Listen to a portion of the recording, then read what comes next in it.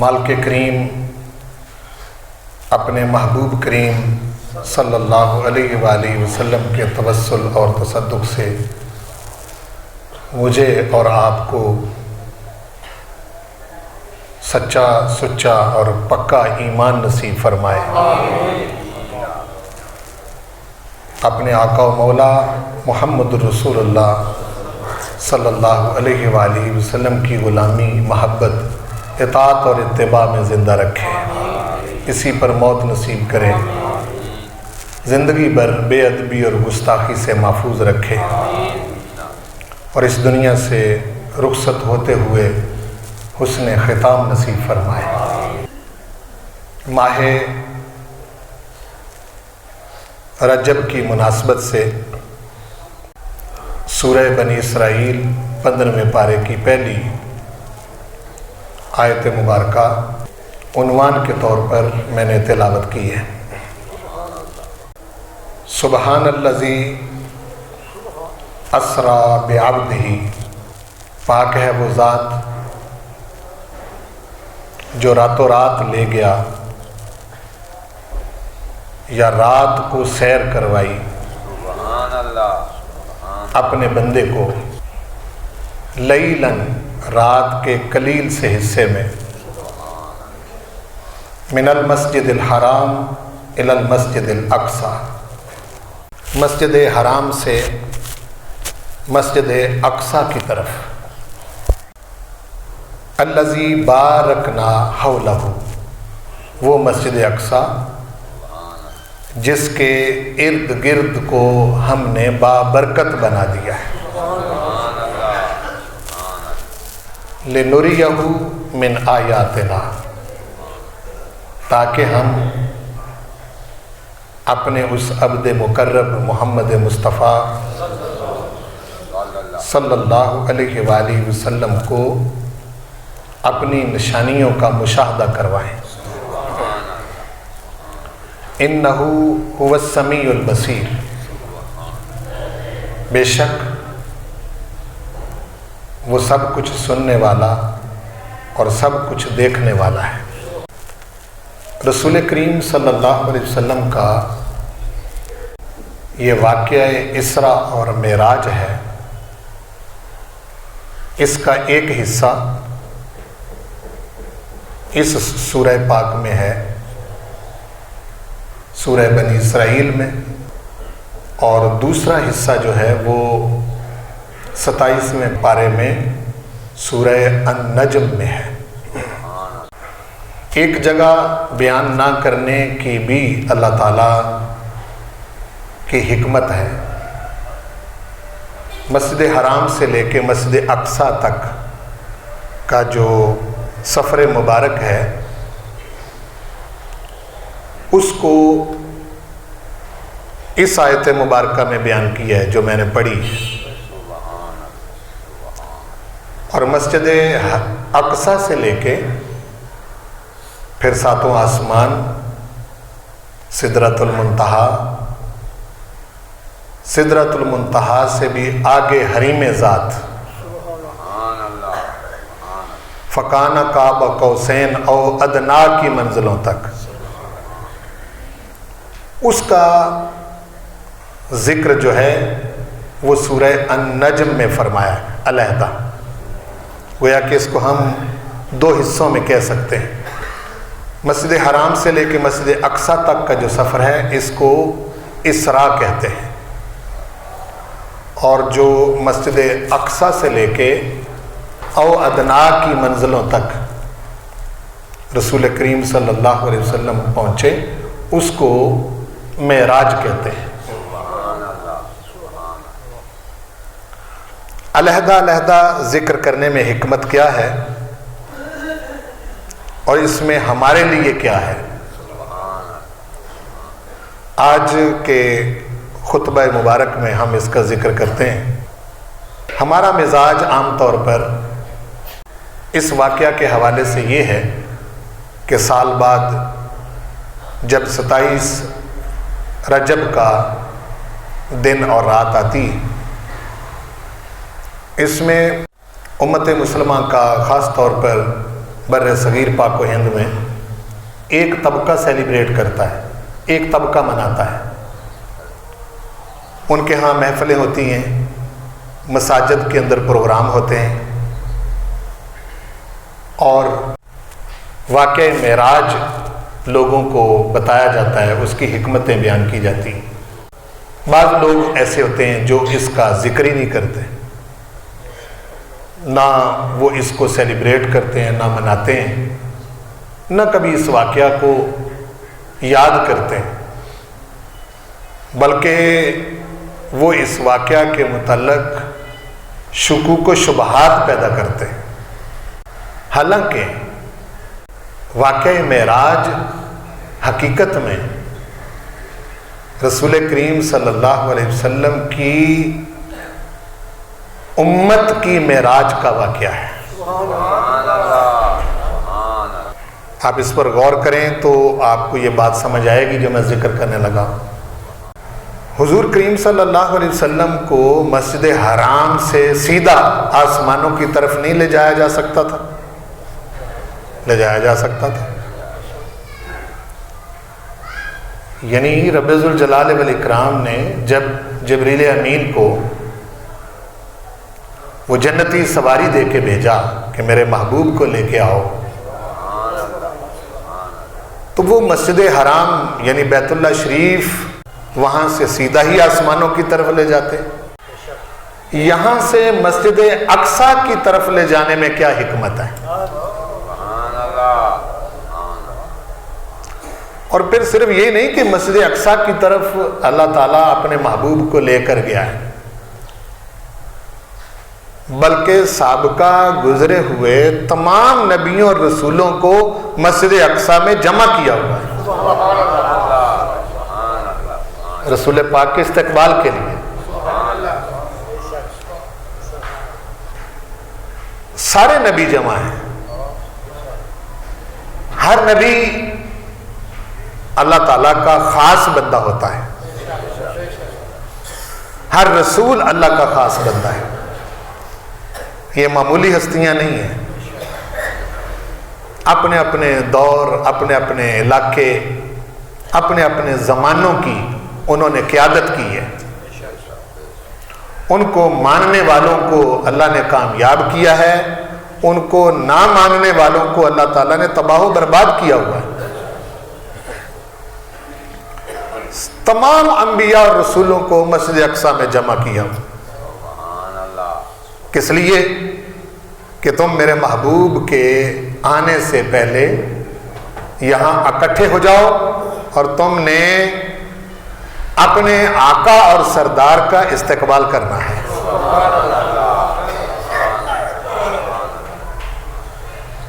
آپ پہنچے وہاں، اقامت کہی گئی،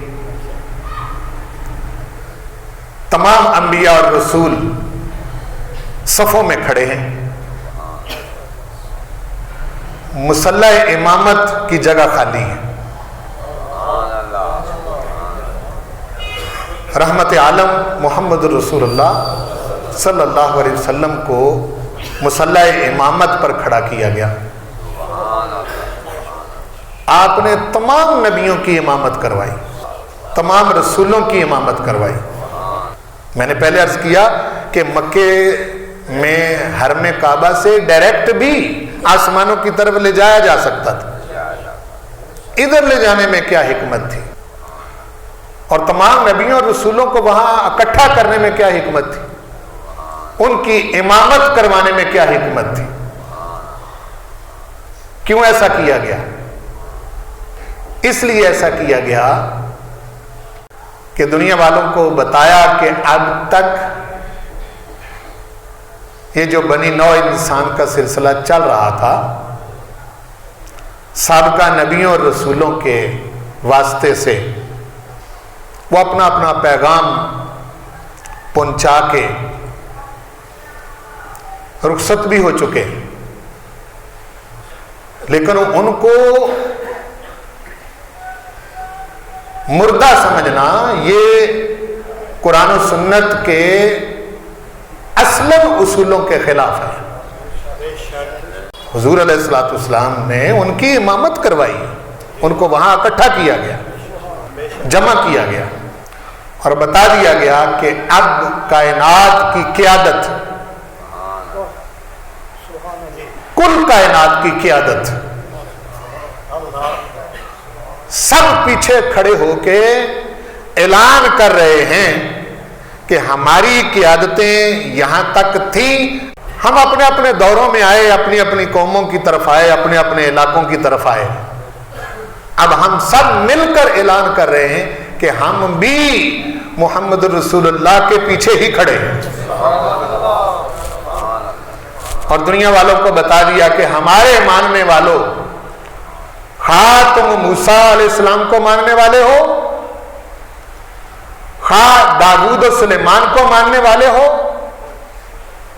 خواہ عیسیٰ علیہ السلام اور بنی اسرائیل کے تمام نبیوں کو ماننے والے ہو، جب تمہارے نبی محمد رسول اللہ کے پیچھے کھڑے، ان کا اس کے بغیر گزارا نہیں، تو تمہارا گزارا کیسے ہوگا؟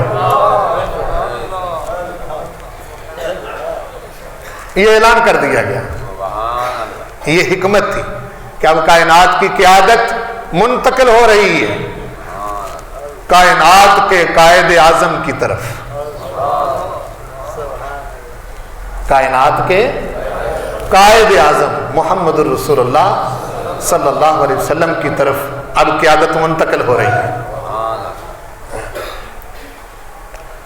تمہارے اپنے اپنے دوروں میں ڈنکے بجے ہیں، لیکن اب کوئی نہیں چلے گا میرے محبوب کے بغیر۔ کتنی بڑی اہمیت ہے اس کی، اور اچھا اس کا ذکر کیا ہے قرآن نے، چونکہ ہمارا عام طور پر اس طرف دھیان نہیں ہوتا۔ سورہ بنی اسرائیل کی پہلی آیت میں تو حضور علیہ السلام کے مسجد الحرام سے مسجد اقصی تک کے سیر کا ذکر کیا ہے، اس کے بعد 7 آیتیں بنی اسرائیل کے عروج و زوال کے بارے میں بیان کی ہیں کہ میرے محبوب سے پہلے ایک امت رہی ہے، چل رہی ہے، اور واقعہ معراج چونکہ 11 نبوی کو ہوا ہے، رسول پاک کو اعلان کیے ہوئے 11 سال ہو گئے، ہجرت نبوی سے 2 سال پہلے، عام الحزن کے اگلے سال، واقعہ طائف کے بعد، جس وقت رسول پاک طائف گئے اور آپ کے جوتے مبارک لہو لہان ہو گئے، ادھر سے چچا کا سایہ سر سے اٹھ گیا، وفات شعر بیوی حضرت خدیجۃ الکبریٰ کا انتقال ہو گیا، مکے والوں نے ستانے میں انتہا کر دی، طائف والوں نے بھی ستایا، جب ہر طرف سے حضور ستائے گئے تو اپنے محبوب کو سکون دینے کے لیے فرمایا، یہ کیا جانے محبوب تیری شان، تو میرے پاس آ، میں تجھے بتاتا ہوں تو کس شان کا مالک ہے۔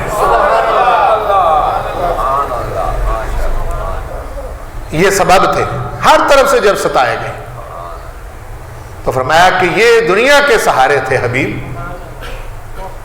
جو ایک وقت کے لیے آئے دوسرے وقت میں ختم ہو جاتے ہیں، میں تو کبھی بھی تجھے چھوڑنے والا نہیں ہوں۔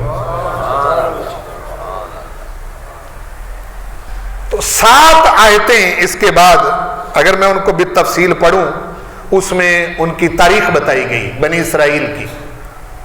فرمایا وَقَضَيْنَا إِلَىٰ بَنِي إِسْرَائِيلَ فِي الْكِتَابِ لَتُفْسِدُنَّ فِي الْأَرْضِ مَرَّتَيْنِ وَلَتَعْلُنَّ عُلُوًّا كَبِيرًا۔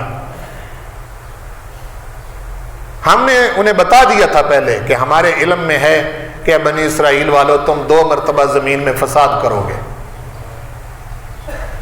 جب تم ایک مرتبہ فساد کرو گے پھر ہم کوئی اپنا بندہ تمہارے اوپر مسلط کریں گے، پھر تمہیں ترقی ملے گی، پھر فساد کرو گے، پھر ہمارے بندوں میں سے تمہارے اوپر کوئی مسلط ہوگا۔ پہلی مرتبہ جب انہوں نے فساد کیا، موسیٰ علیہ السلام نے جب فرعون سے نجات دلائی تو یہی یروشلم فلسطین جو ہے اس طرف ان کو کہا کہ چلو، انہوں نے کہا تو جا اور تیرا رب جائے، جا کے لڑو، ہم یہاں دیکھیں گے۔ پھر ان کو سزا دی گئی، کئی سال تک یہ صحراؤں میں گھومتے رہے. پھر حضرت سموئیل علیہ السلام کے وقت میں طالوت کی قیادت میں اللہ تعالیٰ نے ان کو کامیابی دی. جالوت کے مقابلے میں فلسطین کا علاقہ جو ہے یہ فتح ہوا. اور اس کے بعد طالوت کے ہی لشکر میں حضرت داؤد علیہ السلام اس وقت 14 سال کی عمر میں تھے, بڑے ہوئے, انہوں نے قیادت سنبھالی. پھر ان کے بیٹے حضرت سلیمان علیہ السلام نے قیادت سنبھالی. وہ چلتا رہا. پھر یہ منحرف ہو گئے. پھر بخت نصر نے ان کی اینٹ سے اینٹ بجا دی. یہ فلسطین کا علاقہ جو ہے اس نے اپنے قبضے میں لے لیا. ہیکل سلیمانی کو گرا دیا. ان کے نوادرات تبرکات بابل لے گیا.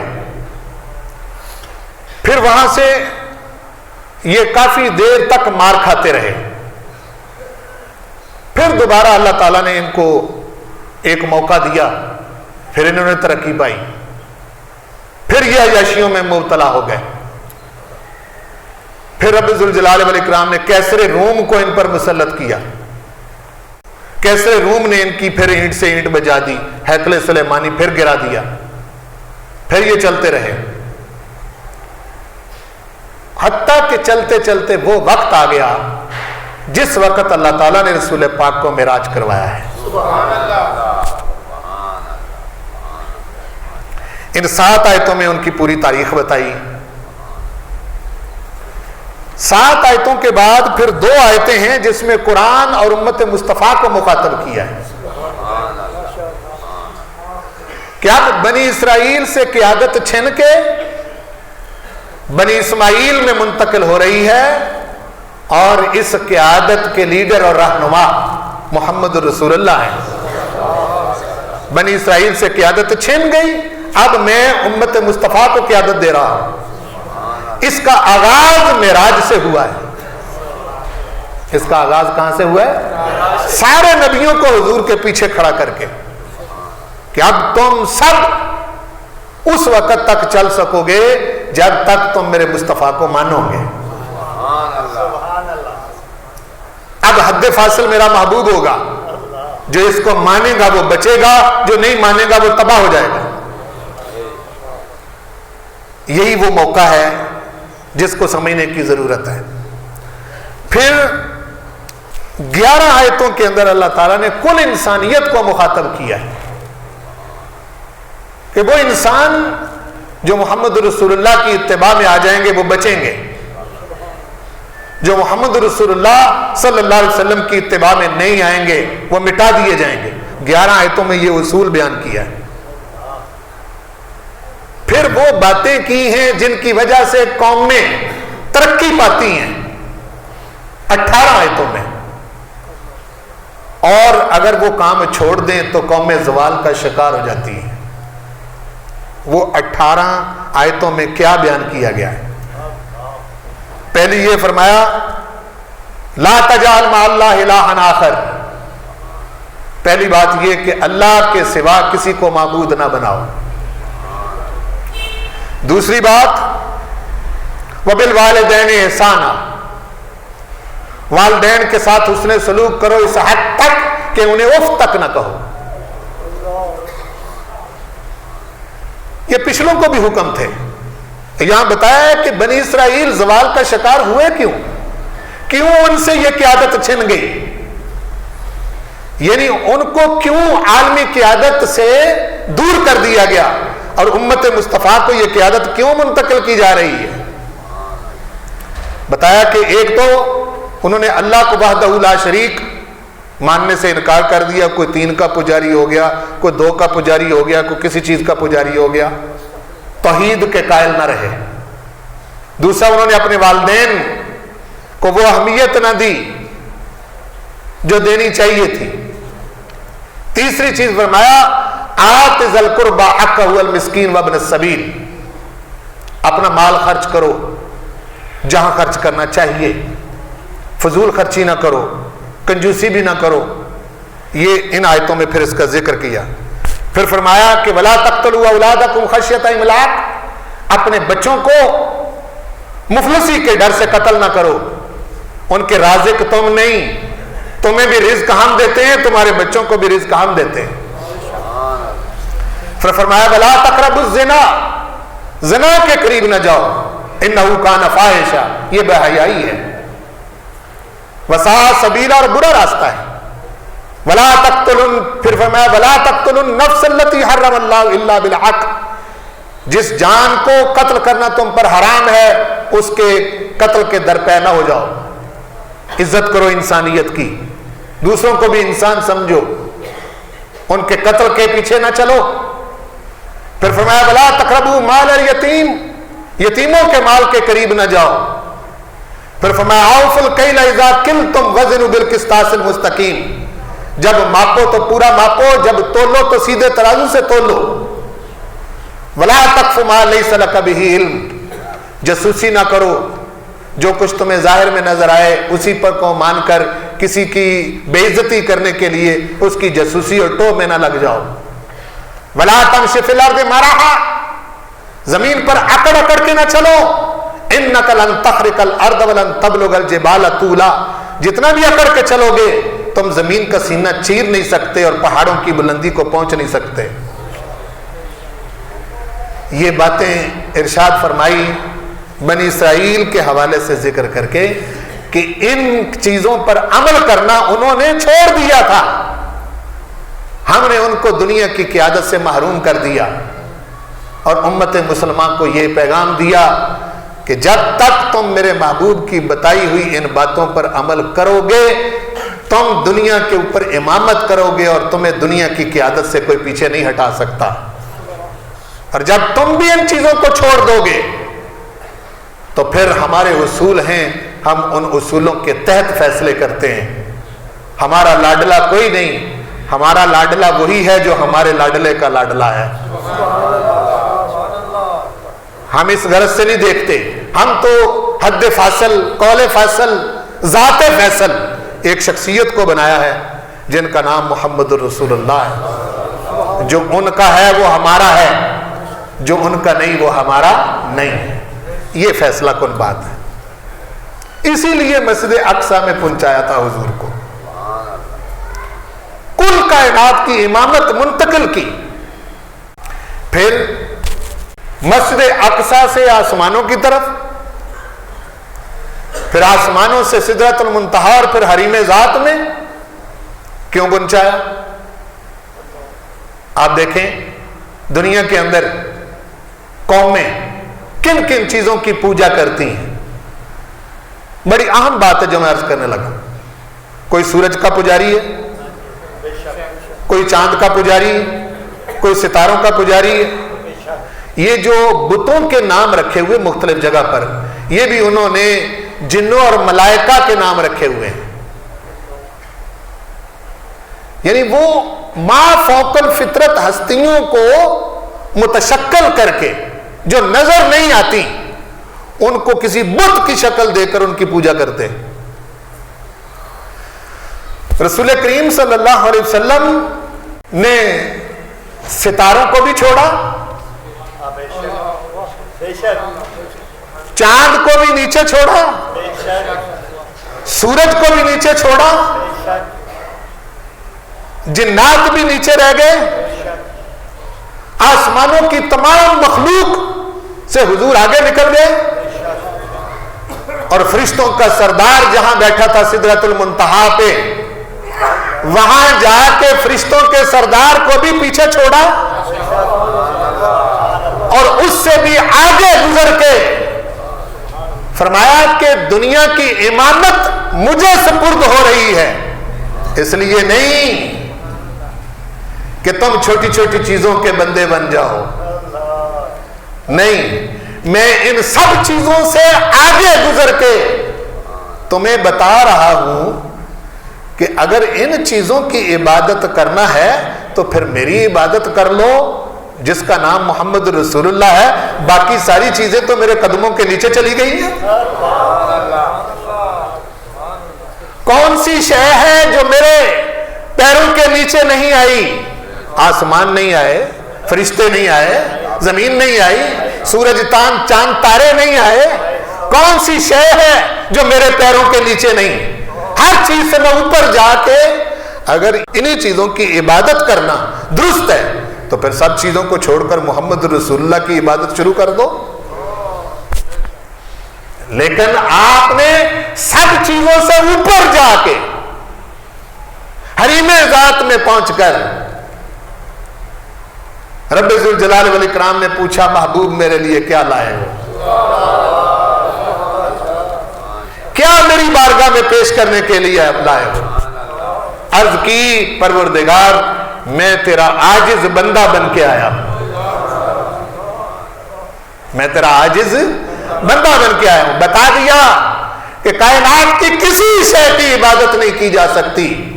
اگر عبادت کی جا سکتی ہے تو اس ذات کی جا سکتی ہے جس کی عبادت محمد رسول اللہ کر رہے ہیں.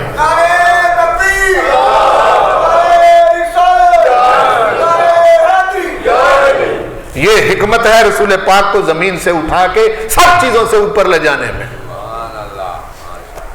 میں اب کسی کی عبادت, اور اس میں حضور کی امت اب تک عمل کر رہی ہے. بہت سارے اختلافات ہو سکتے ہیں آپس میں, لیکن اس وحدہ لا شریک کے سوا کسی کی عبادت نہیں کرتے. یہ سبق ہمارے آقا نے پڑھا ہے, یہ سبق ہمارے آقا نے دیا ہے, اس پر امت متفق ہے. سب کچھ ہونے کے باوجود آج تک کسی نے محمد رسول اللہ کو سجدہ کیا ہے؟ بولو نہیں, بلکہ منع کیا آپ نے. جانوروں نے سجدہ کیا رسول پاک کو. صحابہ دوسرے دیشوں میں گئے, راجوں اور ان کے مہاراجوں اور بادشاہوں کو سجدہ کرتے دیکھا تو حضور کی بارگاہ میں آئے, عرض کی آقا مہاراجے اور راجے کیا چیز ہیں, ہمارا دل چاہتا ہے ہم آپ کو سجدہ کریں. فرمایا اللہ نہیں, مجھے سجدہ نہ کرو, میں تمہیں خود کو سجدہ کروانے نہیں آیا. میں ساری چیزوں کو پامال کر کے, ہر چیز کو نیچے چھوڑ کے, سب چیزوں سے اوپر ہو کر جس کو سجدہ کر رہا ہوں, میں تمہیں کہہ رہا ہوں تم بھی اسی ذات کو سجدہ کرو. یہ تعلیم ارشاد فرمائی. اور پھر اس واقعہ کے اندر ایک بہت بڑی چیز تصدیق و تکذیب کا ایک واقعہ ہے جس کو سمجھنے کی ضرورت ہے. کس کی تصدیق کی جائے, کس کو جھٹلایا جائے. میرا واقعہ نگاری میرا مقصد نہیں ہے آج کے خطبہ میں. رسول پاک صلی اللہ علیہ وسلم جب مسجد حرام سے مسجد اقصی سے آسمانوں سے سدرۃ المنتہا پھر حریم ذات میں پہنچے اور رب ذوالجلال والاکرام کی بارگاہ میں کچھ پیش کیا, کچھ اللہ تعالیٰ نے انعامات محبوب پر کیے اور حضور کے صدقے سے امت پر کیے. جب واپس آئے تو پہلی ملاقات عمرو بن حشام سے ہوئی تھی, جو ابھی تک ابو جہل نہیں تھا. ابھی تک اس کا نام عمرو بن حشام تھا. اس سے ملاقات, اس نے پوچھا, تنزن پوچھا, کہنے لگا کوئی نئی بات. حضور کریم صلی اللہ علیہ وسلم نے فرمایا ہاں آج رات ایسا ہوا ہے کہ رات کے قلیل سے حصے میں مسجد حرام سے مسجد اقصی سے ساتواں آسمان کے پار سدرۃ المنتہا اور حریم ذات میں پہنچ کے اللہ سے ملاقات کر کے آیا.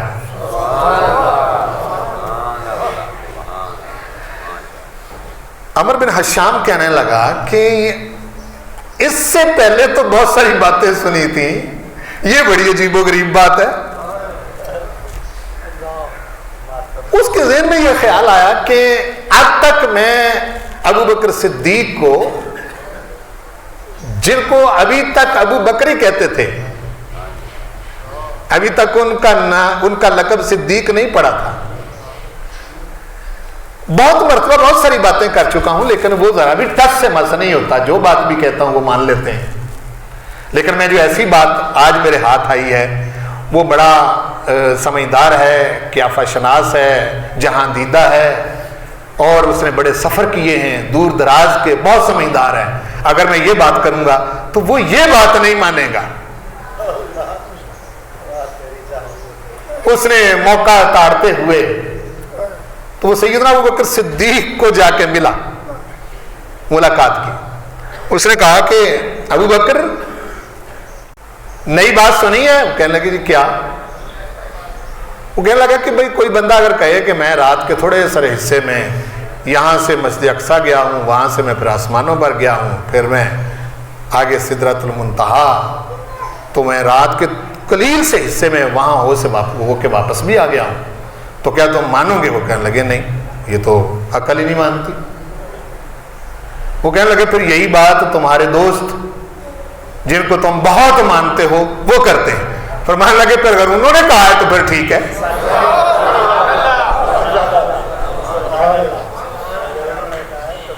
اگر انہوں نے کہا ہے تو پھر کذب نہیں ہے، پھر جھوٹ نہیں ہے۔ کہنے لگے کیوں؟ پھر وجہ بیان کی آپ نے کہا یا ابا جہل، اے جہالت کے باپ، یہاں سے ابو جہل شروع ہوا ہے۔ کہنے لگے یا ابا جہل، اے ابو جہل، تو کیسا عجیب آدمی ہے، ہم تو ان کی بارگاہ میں بیٹھے ہوتے ہیں، ہمیں کچھ نظر بھی نہیں آتا، نہ ہم نے خدا کو دیکھا ہے، فرشتہ آتا ہے ان کے قلب مبارک پر قرآن اتارتا ہے، ان کی کیفیت وحی کی جو ہے وہ ختم ہوتی ہے، وہ ہمیں کہتے ہیں کہ رب ذوالجلال والاکرام نے مجھے یہ پیغام کہا ہے، تو ہم اس کو مان لیتے ہیں، وہ روز آتا ہے۔ تو سدرۃ المنتہا سے روز پیغام اللہ تعالیٰ اپنے فرشتوں کو دے کے زمین پر بھیجتا ہے، ہم اس میں تعجب نہیں کرتے، روز پیغام آتے ہیں، تو وہ ایک مرتبہ اگر زمین سے محبوب کو اوپر بلا لے تو عجیب کیا ہے؟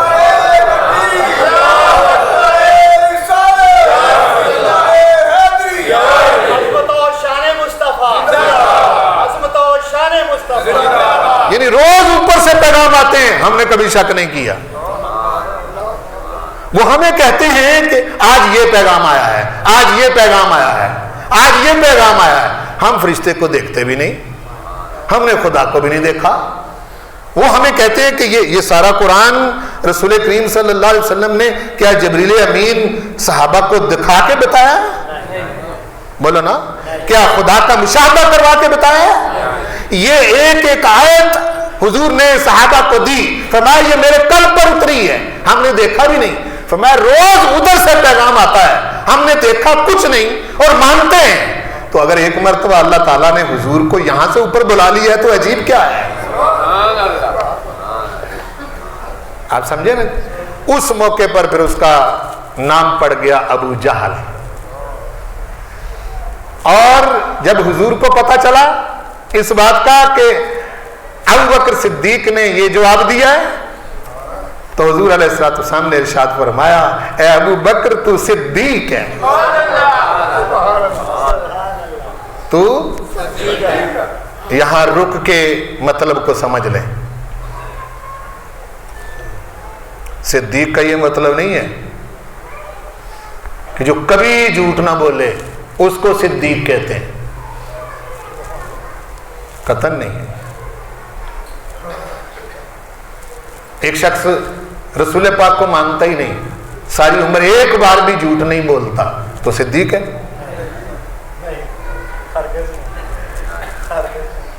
صدیق کیسے ہو گیا؟ صدیق تو بنتا ہی نہیں، صدیق صرف سچ بولنے سے نہیں بنتا کہ وہ جھوٹ نہیں بولتا اور سچ بولتا ہے بس، نہ، اس کو صدیق نہیں کہتے۔ صدیق اس کو کہتے ہیں کہ جو حضور کو اتنا مانے کہ کبھی اس کو شک گزرے ہی نہ، اس کو صدیق کہتے ہیں۔ اتنا مانے کہ وہ، اس کا مطلب یہ ہے کہ صدیق کا جو ٹائٹل اور صدیق کی جو دستار ہے اور صدیق کا جو عہدہ ہے یہ تو جڑا ہوا ہے حضور کو ماننے سے۔ دنیا کے اندر بہت سارے ایسے لوگ گزرے ہیں وہ رسول پاک کو نہیں مانتے اور سچے ہیں یا نہیں؟ آپ تو سارے مثالیں دیتے پھرتے ہیں، کہتے جی مسلمان بہت جھوٹ بولتے ہیں، ہم نے فلاں قوم کو دیکھا ہے وہ کبھی جھوٹ نہیں بولتے، آپ کے آج زخم خوردہ لوگ یہ باتیں کرتے ہیں یا نہیں کرتے؟ تو کیا وہ ساری عمر سچ بولنے سے صدیق ہو جائیں گے؟ نہیں۔ اور جہالت کیا ہے؟ یعنی ایک طرف صدیق کا یہ مطلب ہے، تو پھر جہالت کیا ہے؟ جہالت کس کو کہتے ہیں؟ جہالت اسی شے کا نام ہے کہ جو حضور علیہ السلام ہیں اور آپ جو لائے ہیں اس کے بارے میں جو شک کرے وہ جاہل ہے۔ یہ سیدنا ابوبکر صدیق نے عمر بن حشام کو یا ابا جہل کہہ کر بتا دیا کہ تو جہالت کا باپ ہے، تجھے معلوم ہی نہیں کہ رسول پاک ہیں کون۔ اب دیکھو کیسی حد فاصل قائم ہو گئی، ہیں جی؟ سب کچھ تو پھر حضور ہوئے نا، بولو سب کچھ تو حضور ہوئے۔ یہ ہمارے آقا کریم صلی اللہ علیہ وسلم کا کمال ہے، اور اب بھی دنیا کے اندر صدیق کا ٹائٹل چھینا نہیں گیا، یعنی یہ نہیں کہ اب صدیق کوئی نہیں، اب بھی ہے۔ جس نے رسول پاک کو اتنا مانا کہ شک سے باہر نکل گیا، شک سے باہر نکل گیا، وہ سیدنا ابوبکر صدیق کی امامت میں صدیق ہی تو ہے۔ اور جو آج بھی حضور کے بارے میں شک میں مبتلا ہے وہ ابو جہل کی امامت میں ابو جہل ہی تو ہے۔ حد فاصل تو حضور ہوئے، بولو حد فاصل تو۔ میں آپ کو کیوں شور ڈالتا رہتا ہوں، آپ کے سامنے کیوں کھلے لفظوں سے کہتا ہوں، حضور کو ماننا سیکھو، بولو حضور کو ماننا سیکھو، آپ کی ذات سے ہی سارے فیصلے ہوتے ہیں۔ یہ وقتی جو کچھ آپ کو نظر آتا ہے نا، وقتی نا، حضور کی امت ترقی کر ہی نہیں سکتی مصطفیٰ کے بغیر۔ یاد رکھیں، آپ کو ماننا، آپ کو جاننا، آپ کے نقش قدم پر چلنا، آپ کو قائد تسلیم کرنا، آپ کی اتباع کرنا، آپ کی اطاعت کرنا، یہی اصل ہے، بولو یہی اصل ہے۔